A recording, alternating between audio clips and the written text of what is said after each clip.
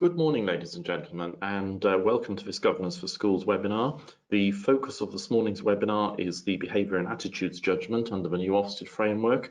And this is your webinar. We've got a lot of people with us this morning, but please do make sure that you ask your questions if you have any. We'll do a little sound test in just a few moments, but as I say, please keep the questions coming in as the session goes on. My name is Steve Barker, and I'm hosting the webinar this morning. I'm from the Better Governor team. I actually lead Better Governor, and I'm delighted to be able to lead this webinar for you this morning on behalf of Governors for Schools. As I say, this is your webinar this morning, so please, if you have any questions at all as we're going through, don't hesitate to actually ask those. Hopefully you can all see the dashboard in front of you, and I've got one or two questions, people saying I can't hear anything. Hopefully they were sent before we started the webinar. I would ask you, if you wouldn't mind, if you can actually, on your dashboard, actually locate the hand icon. If you could actually raise your hand at this moment, just to indicate that you can actually hear us, that would be fantastic. Lovely, and I can see everybody doing that, so I'll just use the power I've got now and put all your hands down for you. So that's great, thank you very much indeed. And with no more ado, we'll kick off. The aims of the session this morning are first and foremost to explore what's this judgment all about within the new Ofsted framework. It's not a new judgment at all. It's one that's actually bounced back into Ofsted after a few years' absence, but certainly it's got slightly different interpretation under the new framework, and that's what we'll be looking at this morning. But we'll be looking at it really through the lens of what's the role of governance in terms of oversight of pupil behaviour and attitudes in our schools and trusts. And one of the things that is really important for us, of course, is to make sure that as governors we fully understand what the judgment's all about. And despite the fact it doesn't actually say it in the title, Behaviour and Attitudes does in fact include a judgment on attendance and punctuality as well. So we'll spend a little bit of time exploring that and thinking about how as governors we need to ensure that that comes under our strategic overview as well. I've got one or two people saying they can't actually hear at the moment. Apologies if you've got some sound problems. Literally, virtually everybody, we've got a lot of people on the webinar this morning, virtually everybody put their hand up to say they could hear. So I think we must have just one or two individual people with some issues. So let's think about this this judgment. Part of the new framework that actually came into place in September, and of course the framework was much heralded prior to its start. And I've just got a screenshot that hopefully you can see in front of you now, which is really a press release that came out of the DFE.gov.uk on behalf of Ofsted last year, talking about the publication of the new framework. And all I wanted to draw your attention to here was that as you can see in the bullet points on the bottom right of the screen there, Ofsted are actually heralding this new behaviour judgment as part of a new framework, firstly as new, but the rationale that they're giving for it is that what they wanted to do was provide parents and carers with reassurance that bullying wasn't an issue in the school. And I think we have to set that in context first of all before we start off this session for proper. And that's really about Ofsted is now more than ever focused on providing information to parents, and those of you that will have seen reports published under this new framework will be very aware that those reports are very much written now with parents and carers in mind as the main audience. The very first paragraph in the main body of the report starts off, what is it like to be a child in this school? And that's very much coming at it from a parental perspective. So the idea that we have a behaviour and attitudes judgment fairly central to this framework shouldn't come as a surprise to most of us as governors. And I think the important thing for me is that we recognise that that's a judgment that doesn't actually sit in isolation, and we'll say a little bit more about that in a few moments. Key documentation as far as any of the judgments are concerned, and obviously behaviour and attitudes are no exception to that, are the inspection handbooks, of course. And this next slide just gives you a screenshot which hopefully is self-explanatory. handbook on the left is actually for section 5. If you've got very good eyesight, you can spot that in the subtitle of it. The one on the left is for section 8 handbook. Section 8, of course, what we used to call the short inspections. It's no longer short; they're the same as the long ones. So it is just a section 8 inspection now. We've got 2-day inspections for the most part for all schools. I'm not suggesting for one moment we have got an imperative to actually print these. Sorry, a slight technical hitch there. I lost my slides for a moment. An imperative to print these handbooks off.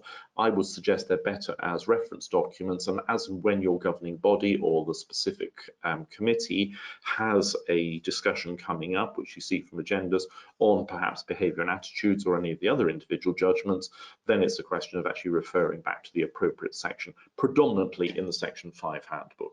And as we go through the session this morning, we will be referencing that and actually coming back to this idea that a lot of the information as governors we might want to use to perhaps inform our questions can actually be found within the handbook in that behaviour and attitude section. I mentioned a few moments ago that behaviour and attitudes is one of the 4 judgments in the framework now. Most of you, I'm sure, if you've been on any of these webinars for governors for schools in the past, or if you actually follow Better Governor and actually have joined in any of our regular webinars, you will have seen this slide on many occasions. This is a slide that Ofsted created probably about 12 months ago now. And this really demonstrates not just that there are 4 judgments, but actually the weight that those judgments carry within the framework, or the approximate weight, I should say. Quality of education clearly is the lion's share of that judgment, and the other 3 judgments, behaviour and attitudes, being on the top of those 3 boxes there, accounting for roughly the same. But the point I would make here is just to reiterate what I said in the introduction. All of these judgments are intertwined. Ofsted, as part of their evidence gathering to inform that judgment on the quality of education, will be making judgments that involved behaviour and attitude. They'll be talking to children, they'll be talking to adults responsible for supervising children, they'll be talking to parents. They will be gathering evidence that says, what is the impact of behaviour and attitudes in the school? How does that impact on learning? And of course, how does learning therefore have an impact on the overall quality of education? And I want to move on now and just give you a flavour of what this judgment is all about. This is an extract taken from the government's response to the consultation on the new framework back last year, and as you can see here, this is an explanation of what behaviour and attitudes judgment, or what inspectors, when they're making this judgment, will actually be looking at in our schools. So it's saying that inspectors will ask leaders, teachers and practitioners about their expectations. What do they actually want learners, i.e. children and young people in our schools, to demonstrate in terms of behaviour and attitudes, and are those expectations being, again, consistent? Has always been a good word in Ofsted's lexicon. Are they being consistently and fairly applied across the school over time? And of course, the flip side of that is, do we see those expectations actually reflected in what Ofsted are saying, not just when they're actually talking to pupils, but when they're walking around the school, every aspect of their interaction and communication with children and young people during the inspection? And again, particular interest in the bottom part of that paragraph there. Where does bullying and harassment of learners and staff, that's a new bit to the and staff, where does that fit in here? And if it raises its head, which it does in a lot of schools, of course, how is it dealt with, and is it dealt with on a fairly rapid response basis? So we'll explore that a little bit more, but I hope that gives you a little bit of an insight into the thinking of Ofsted in terms of putting this judgment together. We then move on to the handbook itself, and this is from the main Section 5 handbook, and this is the introduction to this judgment on behaviour and attitudes in the framework. This actually, for those of you who like to know the references, this actually comes on page 52 of the Inspection Handbook, and that's the start of the section all about behaviour and attitudes.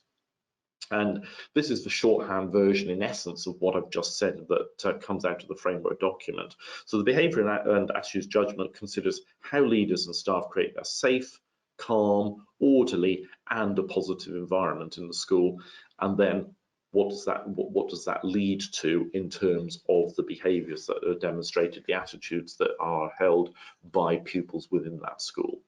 So I think from a governance perspective, what that says to me is this is what we should be thinking about in shorthand version of, if we're thinking about our monitoring of behaviour and attitudes in our school, are we coming at it from this perspective? You know, what are the expectations? That leaders set? How does that reflect in? Do we have that safe, calm, and orderly atmosphere in the school? And is that actually having an impact on pupil behaviour and attitudes to their learning? So some hints there at the individual elements that we perhaps might want to think about monitoring as governors, but certainly as an overview, I think that's actually quite a helpful one. What I want to do now is just launch the first poll that we're going to conduct this morning, and our first poll really is a bit of a litmus test, I guess, at this stage, just to get you to think in your own establishments at this point in time. If Ofsted were to come to your school today, and I'm guessing the fact you're all here this morning means you haven't got visitors from Ofsted, but if they were to come to your school today, how would Ofsted actually judge behaviour and attitudes as part of that overall position within the school? So you can see the options up there, and I think people begin to vote already, so if you wouldn't mind, that would be great.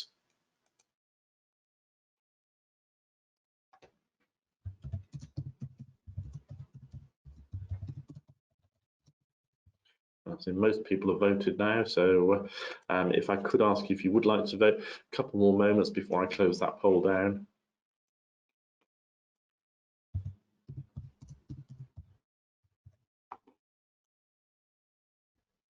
Okay, and I see virtually everybody has voted now, so I will close that that poll and share those results with you.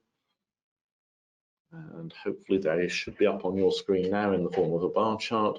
So you can see there that 24 people have said that they believe that Ofsted would judge behaviour and attitudes as outstanding.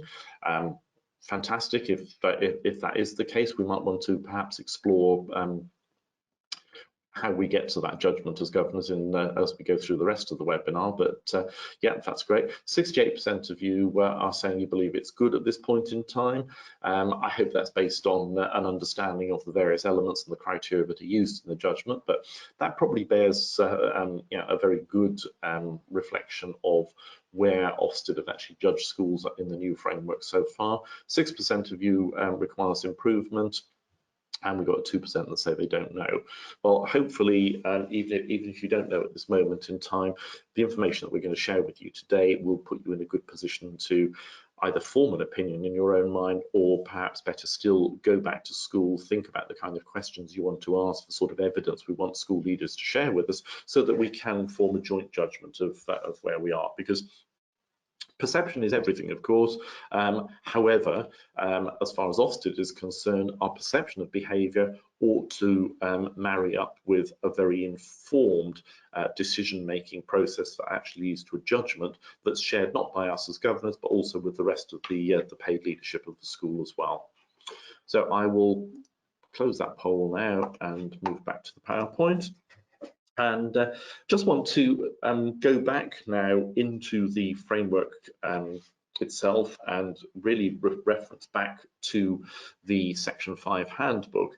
And this is giving you a little bit more information on what Ofsted are saying inspectors will use as the basis for that judgment. Now, we've looked at it in headline terms already. Now we're beginning to see this split down into a little bit more detail. And you can see the first bullet point here is talking again about expectations. So when it says the provider, you'll probably be aware that the Ofsted framework we have at the moment is a common inspection framework that applies to everybody from early years providers right up to post 16. So when it says provider, if you're a school governor, just read school for that. But so where are we in terms of those expectations on behaviour? And interestingly, the word conduct coming in here as well, of course. And also the application of those expectations on a consistent and fair basis. And fair, I think, is an important word here. One thing that I'm hoping you'll all be aware of is that equality is a strong thread running through the current Ofsted framework that was introduced in September last year. Ofsted are very much looking for evidence of equality of access to all elements of school life for all pupils. And that includes, of course, those pupils with special educational needs and disabilities. And there is a growing concern amongst central government, that's reflected in Ofsted as well, of course, that there are pupils with special needs and disabilities who perhaps are being possibly discriminated against because of their needs and how they are represented in terms of behaviours in school. So that's something that we might want to think about, and we'll talk about that a little bit later. I've got a couple of questions that are coming up here, so forgive me one moment. A question from Fridolin. Generally, as someone with a research background in educational science, I struggle with advising my school on this section. For me, bullying and harassment is on the lowest level of positive behaviour, ensuring safety. It is a prerequisite for positive learning, behaviour and attitude, but not good learning attitude and other disposition. I think it's a danger for the school that attention is focused only on safety, but learning dispositions are neglected. How can I resolve this conflict? I think it's a very good question, Fridolin. I mean, I would actually say that Ofsted have obviously looked at research. In a broader sense, they've obviously done their own research, and they're coming at behaviour and attitudes very much from a perspective, because of course safeguarding is a priority. You're absolutely right about that. We want children to be safe, but that's actually the behaviour bit, I guess. But if you wanted to split it out, I think you would find that Ofsted's focus on attitudes is actually all about attitudes for learning. Are we instilling that love for learning in our children and young people? Are we ensuring, and again, we'll come back to attendance in a few moments, but attendance and punctuality is a good reflection for the most part. It's a generalisation here, of course, but a good reflection that youngsters are eager to learn. They're well motivated and excited by the content of the curriculum, etc. So I think that there is a balance, and I think for us as governors, it's about saying, are we seeing pupils' attitudes to their learning? Are we seeing their behaviours as a positive contributor to overall learning? Because we can never lose sight of the fact that first and foremost, our schools are here to ensure that children are making progress in their learning. So I think from a governance perspective, it is for us to say, have we got evidence to demonstrate that behaviour is not having a negative impact? And of course there we get into the realms of low-level disruption in classroom, and we'll say a little bit more about that later, but actually on a more positive basis. And I see the dilemma here in terms of balancing the positive and the negative. Are we actually seeing that the school is fostering good positive attitudes towards learning? I hope that answers your question. Comment from Jeffrey here, sorry. Stopbullying.gov defines bullying as unwanted aggressive behaviour. Yeah, I'm aware of that definition, and there are lots of others in terms of definitions out there. I mean, Jeff's question is how can we as governors help a more refined definition of bullying? I do think one of the important elements of understanding bullying from a governance perspective is that most schools, I'd like to think all, but most schools, certainly when we think about a definition of bullying, it is about behaviours over time. It's not about a one-off event.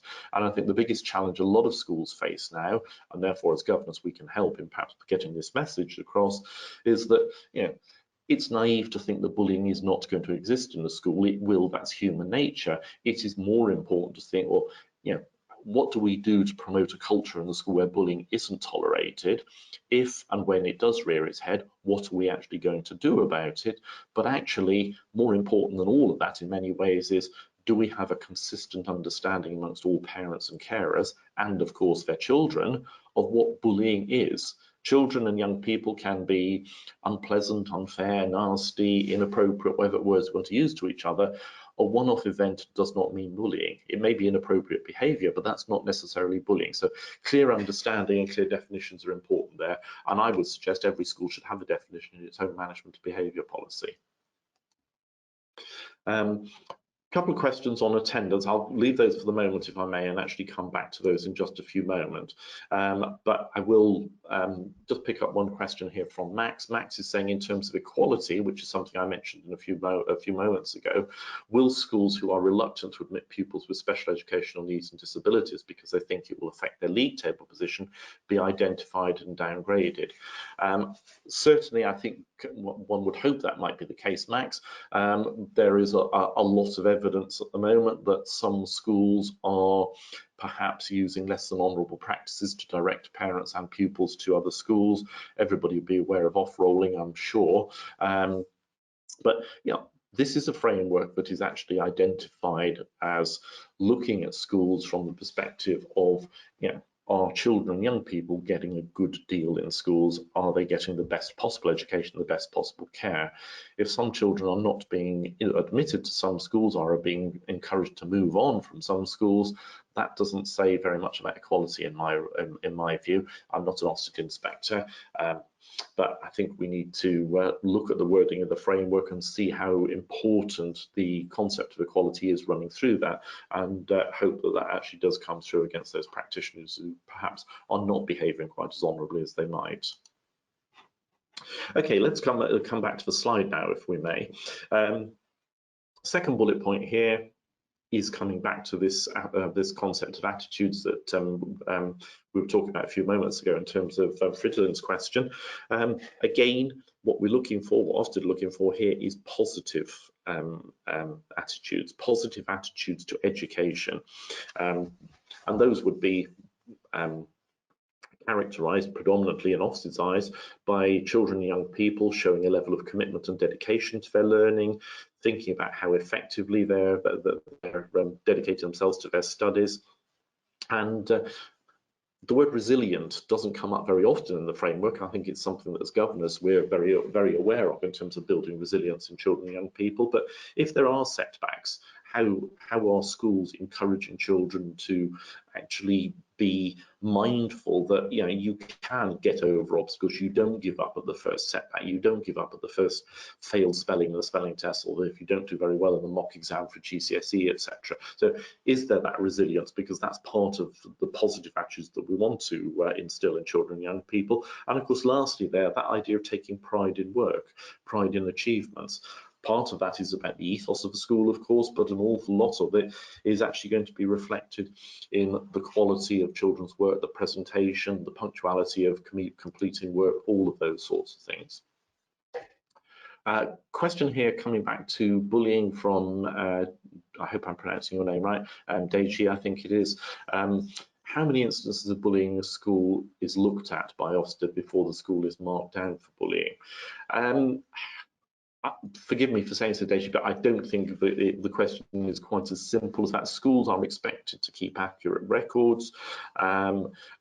I don't think it's, if there was a huge amount of evidence of bullying in the school, that would certainly raise Ofsted's eyebrows and actually probably encourage them to do a lot more evidence trailing in the school on that particular strand. But in most schools, hopefully there wouldn't be that much evidence, and therefore Ofsted's approach would be to say, okay, there is some incidence, and that's just reality. As I said before, that happens in all schools, but what is the school doing about this? How does the school respond? So if there is a major incident of bullying and it's done in a very public way, does the school respond with perhaps a very focused assembly? Are there messages that go out reiterating those thoughts to parents as well as to pupils, etc.? And are there any changes to policy and practice in the school as a result of that? From a governance point of view, a really good question for governors to always ask is, whenever we are presented with any evidence that relates to bullying or any other aspect of behaviour and attitude, or any other aspect of school life for that matter, is there anything that we can learn from this as a school? If we were presented with the same situation again, would we do anything different? And if we would do anything different, then that of course is actually a call for us to think about, is our policy as effective as it may be? Okay, we've got one quick question here from Malcolm with regards to the difference between a Section 5 and a Section 8 approach to behaviour and attitudes. The Section 8 is really a bit of a health check. The Section 8 is actually not strictly speaking an inspection, it's a monitoring visit, because it doesn't, as you may already be aware, change the overall effectiveness of the school. All it does is confirm that the school retains its good or outstanding status. It may well say that there are things the school needs to do and it will get another inspection in the not too distant future, etc. But predominantly a Section 8 will confirm that the school remains good. That said, obviously Ofsted inspectors will be looking to ensure that all of the judgments that were made on the previous inspection still hold up, and that would now be looking at behaviour and attitudes. A huge part, virtually a whole day of Section 8 inspection is taken looking at the quality of education, and the quality of education, as I've already said, is impacted on in no small way by behaviour and attitudes. So it absolutely plays a significant part in that as well, Malcolm. Okay, we then go on to attendance and punctuality, and I said in the introduction I would actually come back and say a little bit more about this. This is the hidden bit of this judgment in many ways, and a lot of governors that I've spoken to in the last 3-4 months or so since the framework was introduced are quite surprised when we say, and don't forget that this includes behaviour and attitudes. Now, if you are a governor in a secondary school, I guess it's not unreasonable to say, well, this is a judgment on our pupils, because for the most part, if a youngster isn't there in secondary school, you can probably say they're voting with their own feet on whether they want to come to school or not. That's not usually the case in primary schools, where, if anything, this is probably a judgment more against parents than anything else. But nonetheless, it is there, and Ofsted are looking at the punctuality of learners as well as the absolute attendance. I think we are going to see a bit of a shift in the way attendance is actually looked at. In the last 6-7 years or so, we've seen a move away from looking at authorised and unauthorised absence, and the focus has very much been on looking at the overall attendance rate. So if your school has an attendance percentage of 96.7 or thereabouts, you can say, okay, we're broadly in line with national average, therefore not much to worry about. Yeah, that's fine, but there is growing concern amongst central government, the DfE specifically at the moment, that holiday absences, particularly unauthorised ones, and most holiday absences should be unauthorised, seem to be on the increase, and therefore we are already seeing anecdotally that Ofsted inspectors are looking in more detail. So they'll look at how many persistence absentees there are in the school, what's the school doing, are they working with outside agencies to try and improve that attendance, are they using fines to try and deter people from taking term time holidays, etc. How is the school moving towards a more positive approach, not more positive, but an approach that has a positive impact on improving attendance?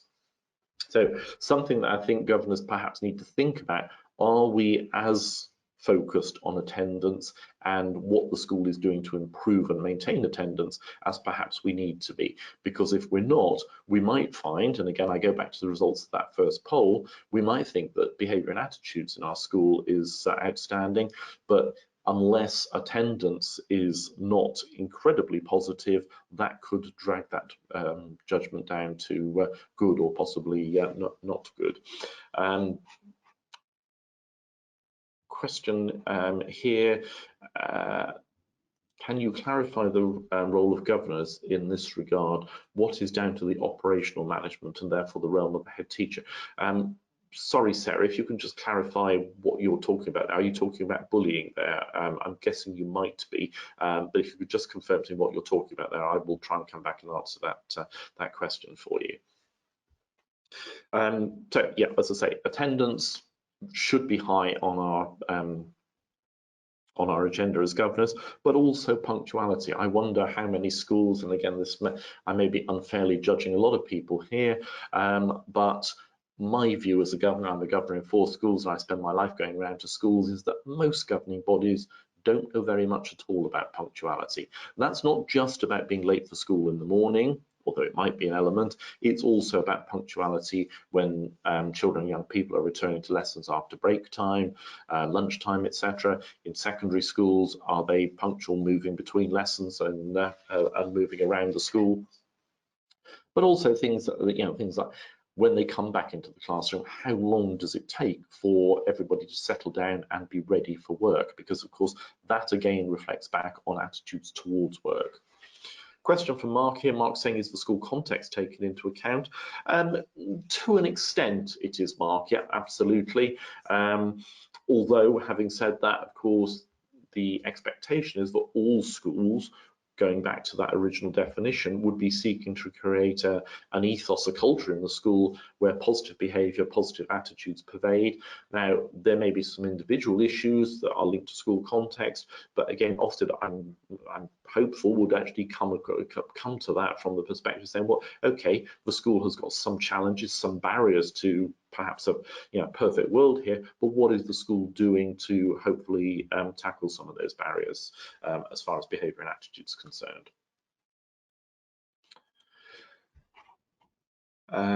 Right, Carolyn's put a question up here. Can you say a word about percentages for attendance for small schools where the figures are affected by one family? Yeah, that's always a bit of an issue, Carolyn. I think what I would say there is if you are a small school, or if you do have, for example, you might be a school that has a number of children with special needs who have regular medical appointments, etc. There can be other groups of children, young people who have attendance issues.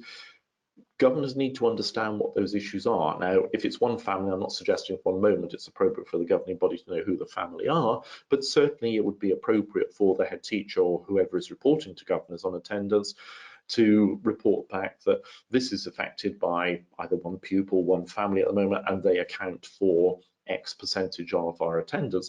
That's a demonstration that the school is on top of it.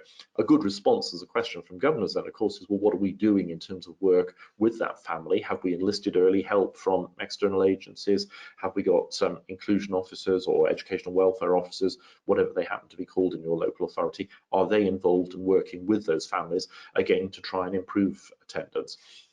Little way this comes back to Mark's question about context. If that is part of your context, context is not a reason for inactivity. Context should be a prompt for doing something. So if that is our context and it's not an ideal context, what are we doing to work with that to improve attendance and punctuality so that that then has a positive impact on learning? And then the last bullet point on this slide in front of us talks about relationships. Relationships certainly between pupils themselves, but also between pupils and staff. Are they positive? Are they respectful? And are they really embedded in that culture, the ethos of the school? Again, this is all about that positive environment that is created within the school, and that in turn ought to mean that bullying or any other form of peer-on-peer abuse or discrimination are not tolerated at all. I think there's an interesting point here. I'm sorry, I've just realised I've actually cut a few of the words off. The last part of that slide should say, if they do, are they dealt with consistently and fairly, which is a thread that's been running through here. I think toleration, or tolerance rather, is actually an important point here. It comes across a lot through certainly through legislation and guidance on legislation, particularly from an educational perspective. I don't know about you, but I was brought up that tolerance meant you were putting up with something you didn't necessarily agree with. For me, that's not a very helpful way of actually looking at this. All of these things, bullying, peer-on-peer abuse, discrimination against any of those protected characteristics or any other characteristics that matter, are inappropriate and are distressing and disturbing and damaging for the people on the receiving end of them, and they should be tackled in our schools. So they shouldn't be tolerated at all. They should be tackled. We should be creating a culture where children and young people understand that this is not appropriate behaviour. So I'm just coming back to Sarah's question here. Sarah said, yes, you actually meant bullying and behaviour management in terms of the role of governors. For me, the role of governors in this whole area of behaviour and attitudes is very much about having a strategic overview. It is about understanding the context. It is about understanding what our expectations are, or what the expectations of the school leadership are, and then monitoring, really, are those expectations then being lived and breathed? Are they actually being reflected in the behaviour and the attitudes of pupils? Okay. Question here from Pamela. Pamela saying, would you suggest the school draws attention to the policy on term time holiday absence in the light of the rise in these requests? Will Ofsted look at evidence other than a refusal to allow requests? I think that's a really good question, Pamela. I think this will vary from school to schools. Lots of schools in the area where I live and where I'm a governor have locally agreed policies. So there is a consistent approach, which is helpful if you've got siblings in a number of different schools, etc. But whatever your school's policy says, I think the job of governance here is to say, are we following the law? Are we following certainly DfE guidance? Are we following local guidance? Now, there are an awful lot of parents who actually know that they will be fined if they take their children out of school. Now, it doesn't matter what their attitude to that is, but the reality is evidence demonstrates that not all schools are enforcing those fines. So even if parents are fined, and they're not always, it's not a deterrent, but the fact you're not doing that, I'm sure would be seen, probably not in a terribly positive light by Ofsted, were they to look at that. And again, if Ofsted do decide to analyse your absence and see that you've got a lot of authorised and authorised absence, if it's down as authorised absence, that certainly could be a focus. If it's down as unauthorised, again, that's a fact, that's part of your context. The important thing from an Ofsted perspective, and therefore also from a governor's perspective, is what are we doing about it? What are we doing? Does the policy make it very clear that no absence is the aim here, and there is no kind of absence other than illness, which is acceptable, and therefore, what as a school are we doing? Are we being positive and rewarding, good attendance? Are we challenging poor attendance when it raises its head? How are we actually doing that? So I think there's a whole host of things as governors we could do. The reality is, and of course we're looking at this through an Ofsted lens this morning, but we don't do anything in our schools, hopefully, just because we think Ofsted are coming. These are the things that as governors we should be doing, because ultimately they will improve pupil outcomes in our schools. I mean, that pupils are getting a much better deal from our schools, which is preparing them in a much more positive way for their future education or future life, whichever is the case. Okay, question here from Catherine. Sometimes schools get to the point where staff go out to support particular parents to get their child to school where there are home issues. What's the view on this, and whether there is a responsibility of the school, or is this going a step beyond? Again, Catherine, I think this is another context question, isn't it? If you've got a child for whatever reason, and again, as lay people, we may not understand what the depth of some of those reasons might be. But if you've got a child, the school will do everything it possibly can within its power to encourage that. And very often the teacher, or possibly a teaching assistant, we're talking predominantly primary schools here. If it was secondary, there would be different strategy put in place. But very often the teacher is the one who has got a very close working relationship with that child, and will be the one who can cajole, persuade, prize that child away from its parent at the school gate.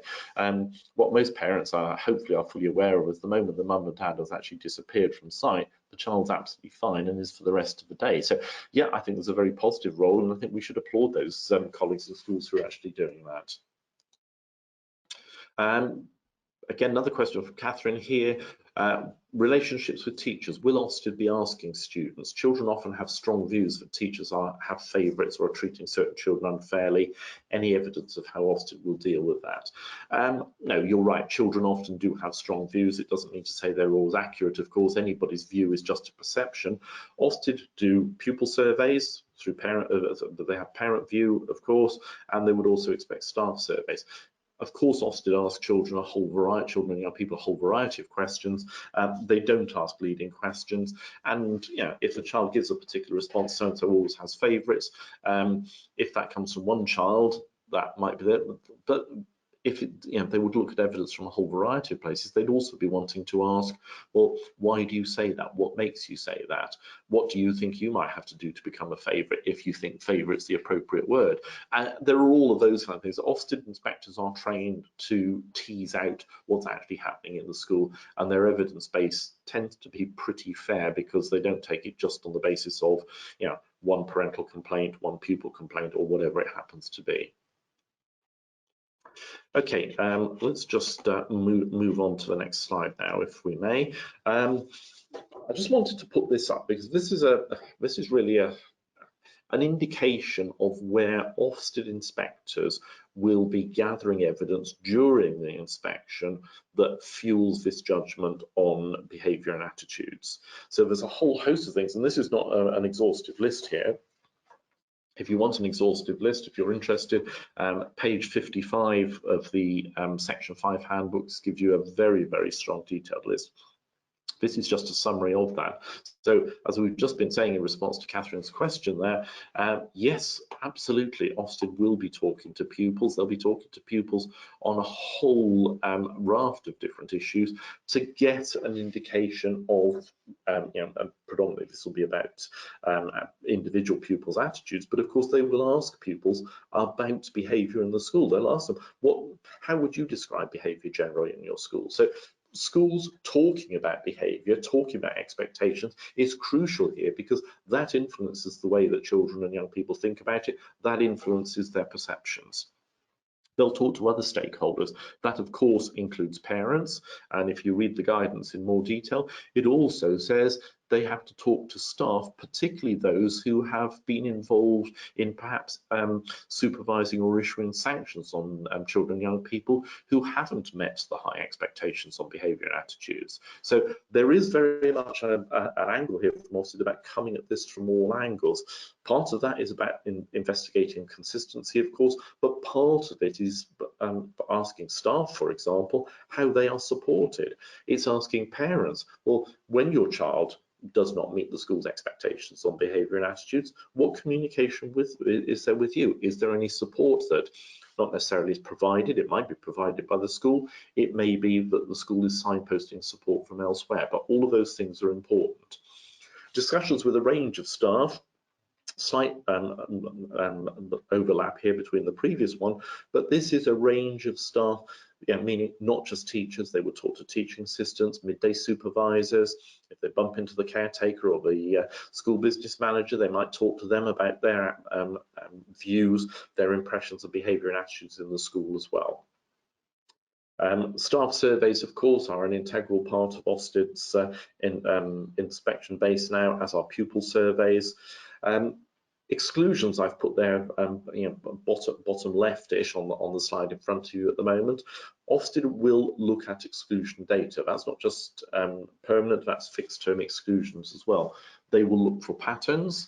One of the patterns they're particularly interested in, of course, is the exclusion rate for those children and young people with special educational needs and disabilities. They'll also look at disadvantaged pupils, of course. And again, this comes back to context. If the context is that historically we've had a lot of pupils with special needs and disabilities or disadvantaged pupils being on the receiving end of exclusions, what are we doing to work with those youngsters? What are we doing to perhaps, strengthen the level of expectation the school has of them? But are we modifying some of our expectations in light of the context that those youngsters are actually bringing to school with them? Because that might be appropriate as well. Attendance data, we've talked about already, but again, attendance over time, is it improving? Is it not? Even if attendance in your school is more or less at the national average level, what are we doing to improve that? Because of course the basis that Ofsted are actually coming at this from is saying, well, if a youngster is not in school, the likelihood is they are not learning. Therefore, what are we doing to improve their attendance or punctuality as appropriate, so that ultimately we can make an improvement in their learning as well? You'll see that big grey box middle right there, analysis and responses over time. And that comes back to the point I made earlier about, are we learning any lessons from this? If we're looking at data relating to behaviour and attitudes, it might be behaviour logs, it might be incident logs, it might be attendance data, a whole host of different things. It might be senior leadership team call-outs to deal with serious breaches of behaviour. If we're looking at those, are we just accepting that as a fact of life, as part of our context? Or are we actually saying, okay, this is what's happening, what can we do to try and overcome this particular barrier, because it does become a barrier to learning ultimately. How are we actually going to respond to that, and what's the impact of those responses? Are we monitoring and evaluating the impact of decisions that are being made? Are governors taking these things forward from one meeting to the next? And lastly, bottom left there, I've got lesson visits. Now, you might be aware that in the school inspection update that was published in November, Ofsted did actually update the inspection handbooks at that stage based on their learning of the first few weeks of the inspection, the new inspection that is. And one of the key changes that was made is the word observation, as in lesson observation, has completely disappeared. It doesn't appear at all in the framework anymore. Ofsted don't make lesson observations anymore, they visit lessons. And it's crucial to understand the methodology behind this, because what Ofsted is saying is they are visiting a number of lessons and are gathering evidence for a whole host of different judgments. They might be visiting lessons as part of a deep dive looking into a particular subject within the curriculum. That doesn't mean that they won't be looking at behaviour and attitudes in that lesson. They won't be talking to pupils to find out what they think about the behaviour and perhaps a low-level disruption if it does exist in that particular aspect of the school.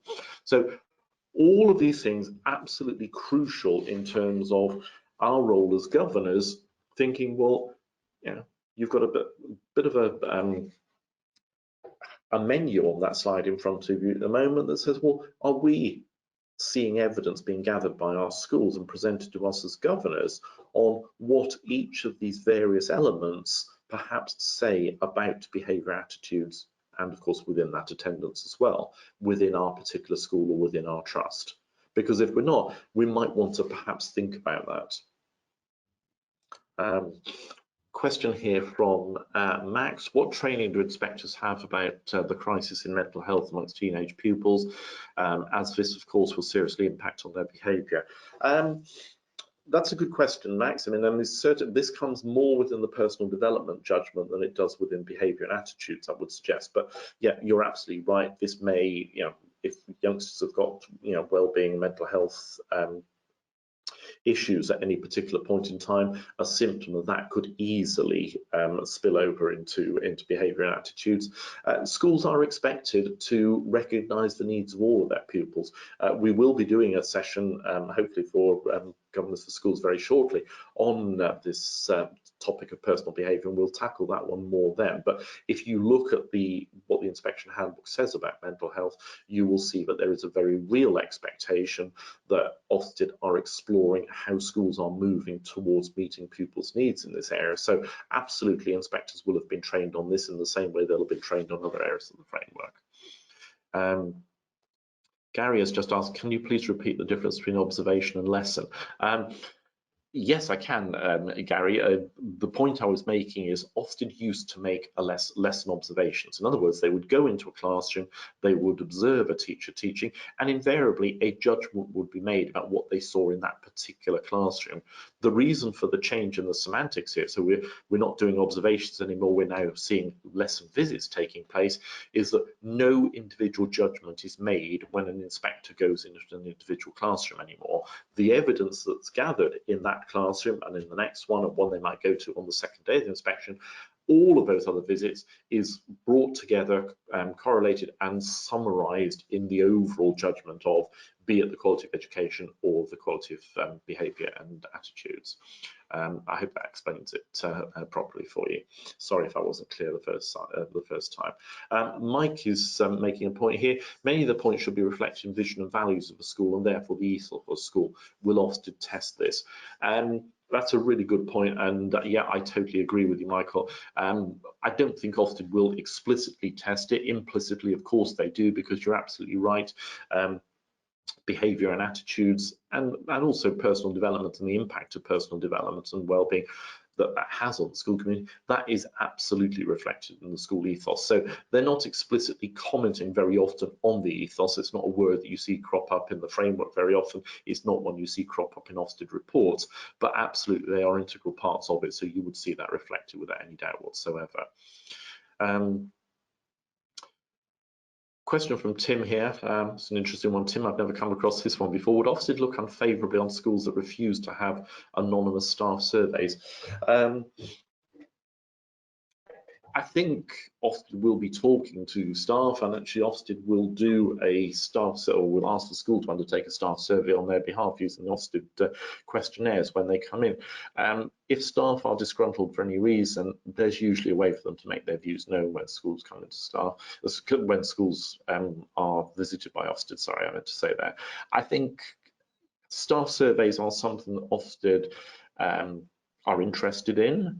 It's part of the overall evidence base. But again, we're not doing these things because Ofsted are coming. I think if as a governor, if any of us felt we had any particular views that the staff surveys were being conducted in a way that wasn't necessarily appropriate, that's something that we should challenge. Staff surveys, whether we want anonymous staff surveys or not, is not the point. If having an anonymous staff survey enables you to get a more accurate picture of what staff actually believe is reality in your school, then it's something that as governors we ought to perhaps be pushing a little bit. But Ofsted wouldn't necessarily look unfavourably, but that doesn't mean they wouldn't look they'd look favourably either. So I'm sorry, that's a bit of a sitting on the fence one, but I think there are ways, in my view, where staff are disgruntled and Ofsted go into court.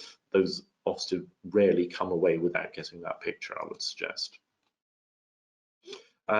Sheila's asked a question here, are lesson visits conducted with the head? Sometimes they're also conducted with subject leaders, or in secondary schools that would be heads of department, heads of faculty, etc. But yes, many of them are done collaboratively with members of the school leadership team. Okay, I want to I'm aware that time is moving on. Just want to launch the second poll of the session now, which I may, and this really follows on from everything we've just been talking about. We've been talking about the sort of evidence that Ofsted look at in coming towards their judgment.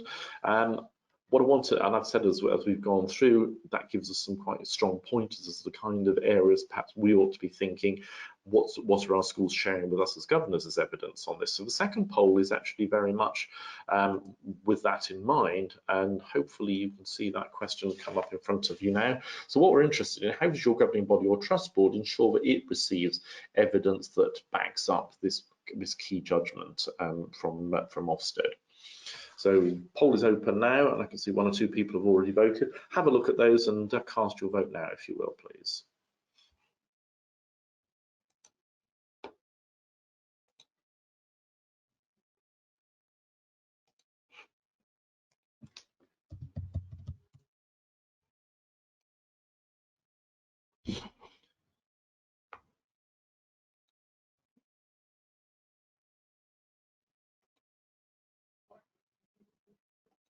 Okay, most people have voted. We still want 1 or 2 people to vote. If you haven't voted, you've got a couple more moments to do that before I close the poll down.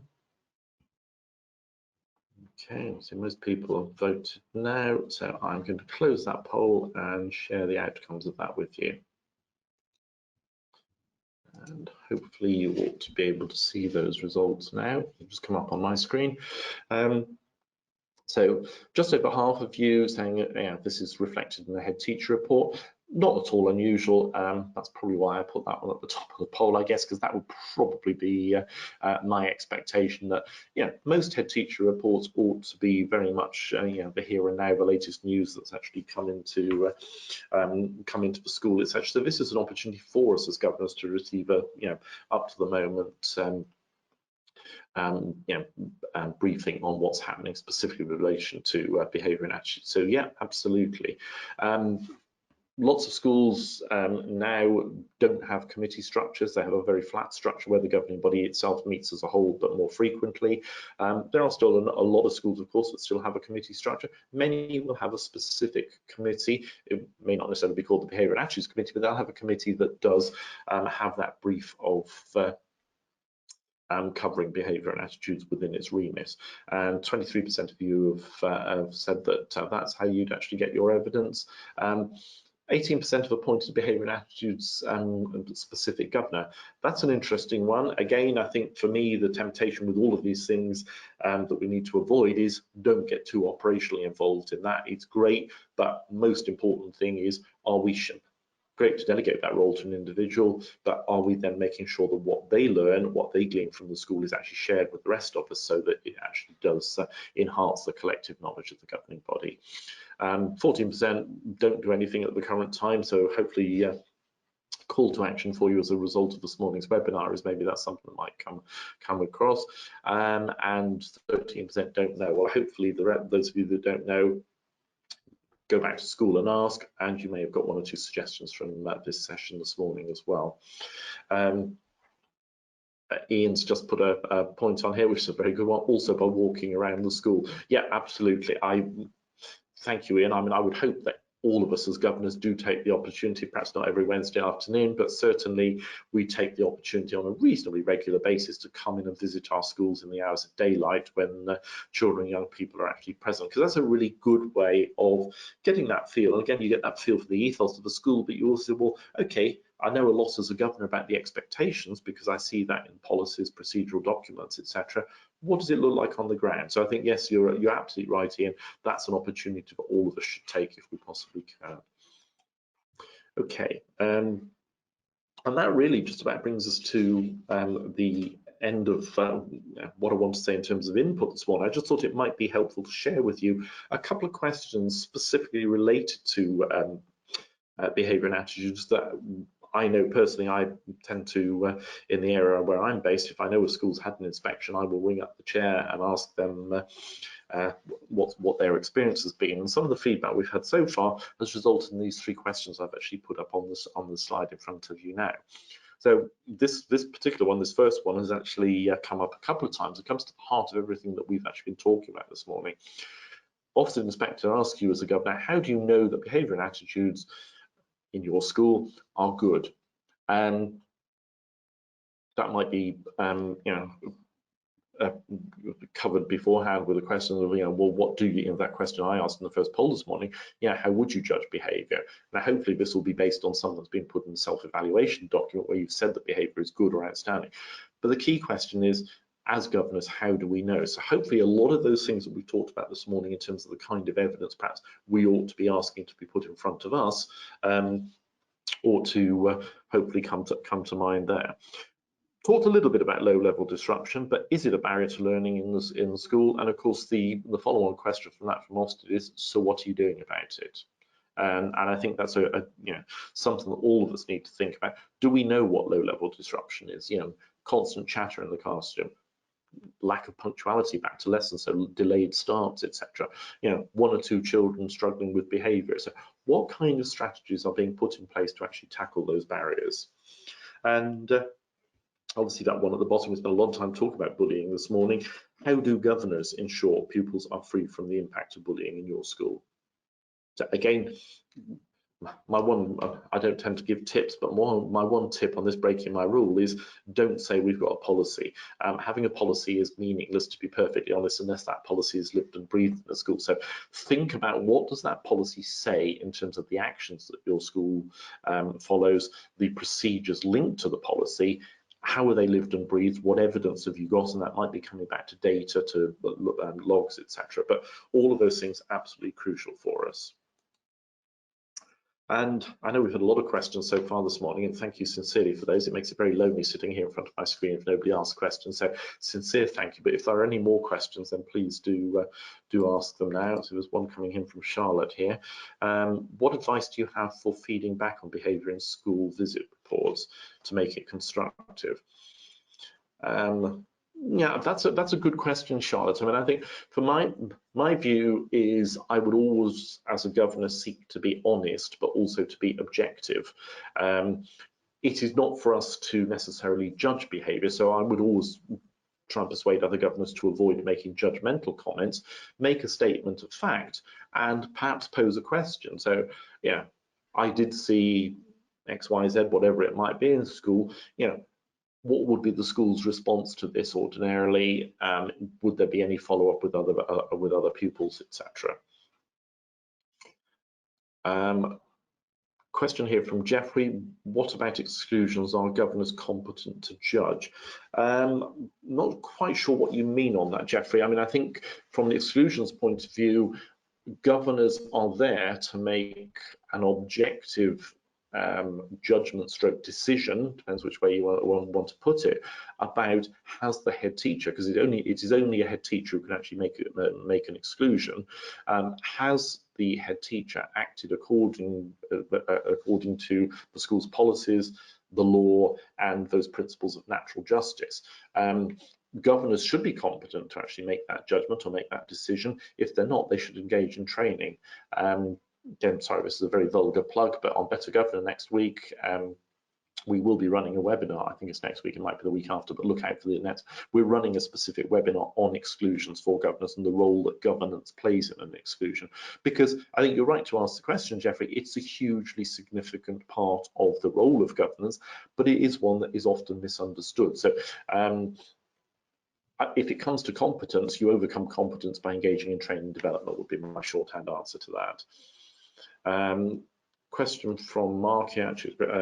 Some aspects of this judgment seem quite subjective. How would we know whether our school is requiring improvement or good?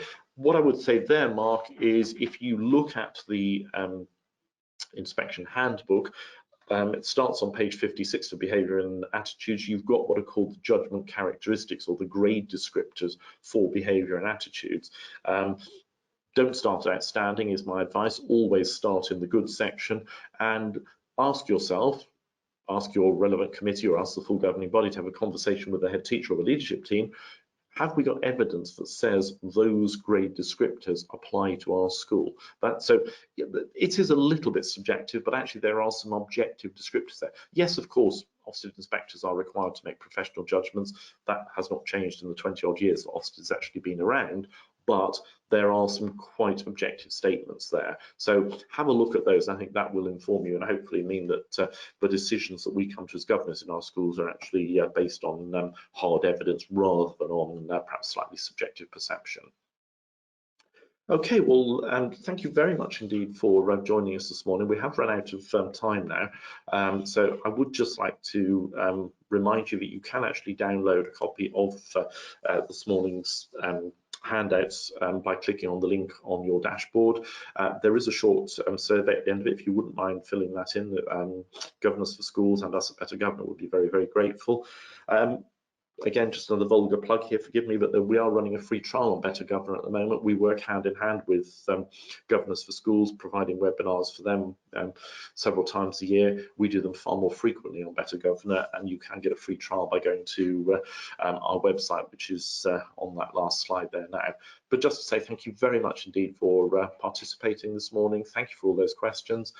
Look forward to welcoming you to our next webinar on behalf of Governors for Schools. Thank you very much indeed.